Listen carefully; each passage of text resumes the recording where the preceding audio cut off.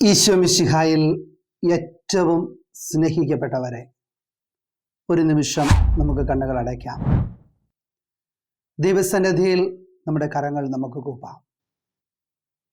ഇതാ ഞാനും എൻ്റെ ദൈവവും ആയിരിക്കുന്ന അനുഗ്രഹത്തിൻ്റെ നിമിഷം. ഓ ദിവികാരണീശോയെ, ഞങ്ങളുടെ ജീവിതത്തിലെ ഓരോ നിമിഷങ്ങളെ ഇതാ അങ്ങയുടെ കരങ്ങളിലേക്ക് സമർപ്പിച്ച് പ്രാർത്ഥിക്കുന്നു. അങ്ങ് ഞങ്ങളുടെ മേൽ വർഷിച്ചുകൊണ്ടിരിക്കുന്ന, ഞങ്ങളായിരിക്കുന്ന സാഹചര്യങ്ങളിൽ ചൊരിയുന്ന ഓരോ അനുഗ്രഹങ്ങളെ ഓർത്ത് ഞങ്ങളിതാ നന്ദി പറയുന്നു. നാഥ, ഞങ്ങളുടെ ആവശ്യങ്ങളും ആഗ്രഹങ്ങളും ദുഃഖങ്ങളും വേദനകളും എല്ലാം അങ്ങ് കാണുന്നുണ്ടല്ലോ. ഞങ്ങളുടെ കണ്ണുനീരിനെ, ഞങ്ങളുടെ ദുഃഖത്തെ, വേദനയെ ഈശോയെ അവിടുന്ന് അനുഗ്രഹിക്കണമേ, ആശീർവദിക്കണമേ. നിത്യം പിതാവും പുത്രനും പരിശുദ്ധാത്മാവുമായ സർവേശ്വര എന്നേക്കും ആമേൻ. സ്നേഹമുള്ളവരെ, നമുക്കറിയാം, ആരൊക്കെയാണോ ദൈവ വചനത്തെ സ്നേഹിക്കുന്നത് അവരുടെ ജീവിതത്തിൽ അനുഗ്രഹം വന്നു ചേരും. നമുക്കറിയാം, ഇപ്പം നമുക്കൊരു ദിവസം നമ്മളൊരു 5 മിനിറ്റെങ്കിലും വചനം ഒന്ന് വായിച്ചു നോക്കിക്കേ. നമ്മൾ പോലും അറിയാത്ത വലിയ അനുഗ്രഹത്തിൻ്റെ, സമാധാനത്തിൻ്റെ മേഖലകൾ നമ്മുടെ ജീവിതത്തിൽ വരുന്നതായിട്ട് നമുക്ക് കാണാനായിട്ട് സാധിക്കും. വചനത്തെ സ്നേഹിക്കുന്നവർക്ക് വചനം വായിക്കാനായിട്ട് സാധിക്കുകയുള്ളൂ.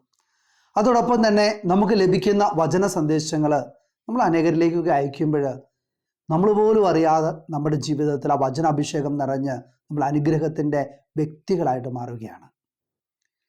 നമുക്കറിയാം, നമ്മൾ ഈ ലോകത്തിലായിരിക്കുമ്പോൾ പലതരത്തിലുള്ള ശത്രുക്കൾ നമ്മളിലേക്ക് കടന്നു വരാനായിട്ട് സാധ്യതയുണ്ട്.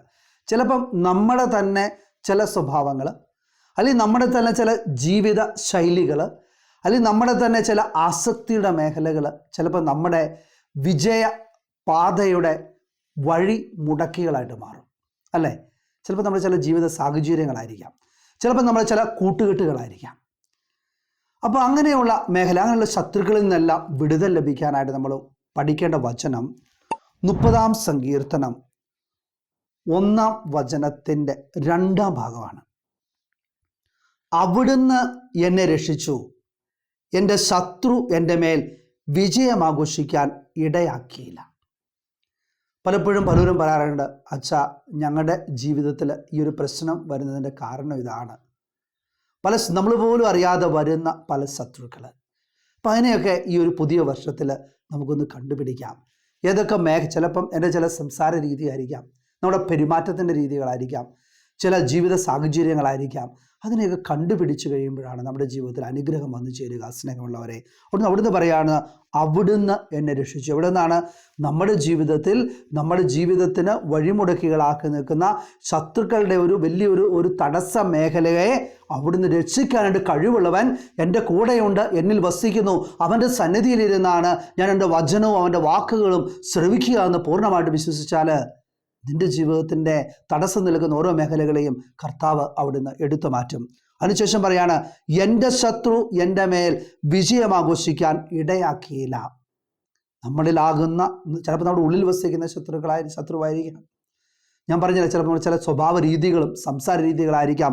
അതൊന്നും നമ്മളിൽ വിജയമാഘോഷിക്കാൻ ഇടയാക്കുകയില്ല എന്ന് കർത്താവ് വചനത്തിലൂടെ നമ്മെ ഓർമ്മപ്പെടുത്തുകയാണ്. അതുകൊണ്ട് ജീവിത ദുഃഖങ്ങളിലും സഹനങ്ങളിലും തടസ്സങ്ങളിലും ഒക്കെ ആയിരിക്കുന്നവർ, നമുക്കറിയാം, നമ്മുടെ തന്നെ ശത്രു ചിലപ്പോൾ ഒരുപക്ഷെ നമ്മുടെ ജീവിത ശൈലികളായിരിക്കാം, ചില പെരുമാറ്റ രീതികളായിരിക്കാം. അതിൽ നിന്നെല്ലാം വിടുതൽ പ്രാപിക്കാനായിട്ട് നമുക്ക് പ്രത്യേകമായിട്ട് പ്രാർത്ഥിക്കാം. നമുക്കറിയാം, ഇപ്പോൾ ഒരു കുടുംബം എടുത്തു നോക്കുകയാണെങ്കിൽ കുടുംബനാഥനും കുടുംബനാഥയും തമ്മിൽ ചിലപ്പോൾ കുടുംബനാഥ ഷോർട്ട് ടെമ്പേർഡ് ആയിരിക്കും, പെട്ടെന്ന് ദേഷ്യം വരുന്ന സ്വഭാവം. അത് നമ്മുടെ കുടുംബത്തിൻ്റെ സമാധാനം നഷ്ടപ്പെടുത്തുന്ന ഒരു ശത്രുതയുടെ മേഖലയായിട്ട് മാറും. അല്ലെങ്കിൽ ചിലപ്പോൾ നമ്മുടെ ചില ബന്ധങ്ങളായിരിക്കാം. അത് നമ്മൾ വസിക്കുന്ന ദൈവം എവിടെയാണോ നമ്മളിൽ ആയിരിക്കാനായിട്ട് ആഗ്രഹിക്കുന്ന ആ സാഹചര്യങ്ങൾക്ക് അതൊരു ശത്രുക്കളായിട്ട് മാറും. ചിലപ്പോൾ നമുക്ക് സോഷ്യൽ മീഡിയയുടെ അമിതമായ അഡിക്ഷൻ ആയിരിക്കാം. അത് നമ്മുടെ കുട്ടികളൊക്കെ ആണെങ്കിൽ മൊബൈൽ അഡിക്ഷൻ, ഗെയിമിംഗ് അഡിക്ഷനിലേക്കൊക്കെ പോകുമ്പോൾ അവരുടെ പഠനത്തിൻ്റെ ശത്രു എന്താണ്? ഈ മൊബൈൽ അല്ലെങ്കിൽ ഗെയിമിംഗ് അഡിക്ഷനാണ്. അപ്പോൾ അവർക്ക് മുന്നോട്ട് പോകാനായിട്ട് പറ്റത്തില്ല. ചിലർ റീൽസുകൾക്ക് അഡിക്റ്റഡ് ആയിരിക്കാം, ചില TV പ്രോഗ്രാമിന് അഡിക്റ്റഡ് ആയിരിക്കാം, ചിലർ സീരിയലിന് അഡിക്റ്റഡ് ആയിരിക്കാം. അതൊക്കെ നമ്മുടെ വിജയത്തിൻ്റെ തടസ്സം നിൽക്കുന്ന ശത്രുക്കളാണ്. അതുകൊണ്ട് അങ്ങനെയുള്ള സാഹചര്യങ്ങൾ നമുക്ക് തോന്നും. നമ്മൾ ഇരിക്കുമ്പോൾ തന്നെ നമുക്കറിയാം നമ്മുടെ ജീവിതം മുന്നോട്ട് പോകാനായിട്ട് പറ്റുന്നില്ലെങ്കിൽ, സ്നേഹമുള്ളവരെ, നമ്മൾ ഇരുന്നൊന്ന് ചിന്തിക്കണം, ഒന്ന് ചോദിക്കണം, ഞാൻ ഇങ്ങനെ പോയത് കൊണ്ടാണോ ഇതൊക്കെ സംഭവിക്കുക? അല്ലെങ്കിൽ ഞാൻ ഇത് ചെയ്തു കഴിഞ്ഞാൽ എൻ്റെ ജീവിതത്തിൽ എന്തൊക്കെ നന്മകൾ വന്നു ചേരും, എന്തൊക്കെ തിന്മകളാണ് വന്ന് നോക്കുക. അപ്പോൾ തിന്മകളാണ് വന്നു ചേരുന്നത്, അതിൽ നിന്ന് മാറുക. അപ്പോൾ എന്താണ്, അതെൻ്റെ ശത്രുവാണ്, എൻ്റെ വിജയത്തിൻ്റെ ശത്രുവാണ്. ഞാൻ വസിക്കുന്ന വ്യക്തികളുടെ ഉള്ളിൽ ചിലപ്പോൾ എൻ്റെ ചില സ്വഭാവ രീതികൾ ശത്രുക്കളായിട്ട് മാറും. അതിനെ തിരിച്ചറിഞ്ഞ് അതിൽ നിന്ന് മാറ്റം വരുത്താൻ, അവബോധത്തിലേക്ക് നയിക്കാനായിട്ട് നമ്മെ ശക്തിപ്പെടുത്തുന്ന വചനമാണ് 30-ാം സങ്കീർത്തനം 1-ാം തിരുവചനം. ഈ വചനം നമുക്ക് കാണാപ്പാഠം പഠിക്കാൻ തന്നെ ഞാൻ പറയുള്ളൂ. കാണാപ്പാഠം പഠിക്കാം, നമ്മുടെ ജീവിതത്തോട് ചേർത്ത് നീക്കാം, നമ്മുടെ ജീവിത തടസ്സങ്ങളാകുന്ന ശത്രുക്കളിൽ നിന്ന് നമുക്ക് വിടുതൽ പ്രാപിക്കാം. അതിനായിട്ട് ഒരു നിമിഷം നമുക്ക് പ്രാർത്ഥിക്കാം. കർത്താവായ ഈശോയെ, ഞങ്ങൾ പോലും അറിയാതെ ഞങ്ങളുടെ ജീവിത വഴിയിൽ തടസ്സം നിൽക്കുന്ന അനേകം ശത്രുതയുടെ മേഖലകളുണ്ട്. ചിലപ്പോൾ ഞങ്ങളുടെ ചില സ്വഭാവ രീതികൾ, സംസാര രീതികൾ, ക്ഷമിക്കാൻ പറ്റാത്ത അവസ്ഥകൾ, ജീവിത ചാബല്യങ്ങളായിരിക്കാം, അല്ലെങ്കിൽ ആസക്തിയുടെ മേഖലകളായിരിക്കാം. ഈശോയെ, നീ അതിലേക്ക് കടന്നു വാ. 30-ാം സങ്കീർത്തനം 1-ാം വചനത്തിൻ്റെ ശക്തിയല്ല ശത്രുത മേഖലകളിൽ നിന്നും ഈ ശുശ്രൂഷ സംബന്ധിക്കുന്ന ഓരോ വ്യക്തികളിലേക്കും, വചനത്തിൽ വിശ്വസിക്കുന്ന ഓരോ വ്യക്തികളിലേക്കും, അനേകായിരങ്ങളിലേക്ക് നിന്റെ കൃപയും അനുഗ്രഹവും സമൃദ്ധമായിട്ട് വർഷിക്കണമേ എന്ന് പ്രാർത്ഥിക്കുന്നു. ഇപ്പോഴും എപ്പോഴും എന്നേക്കും. ആമേൻ.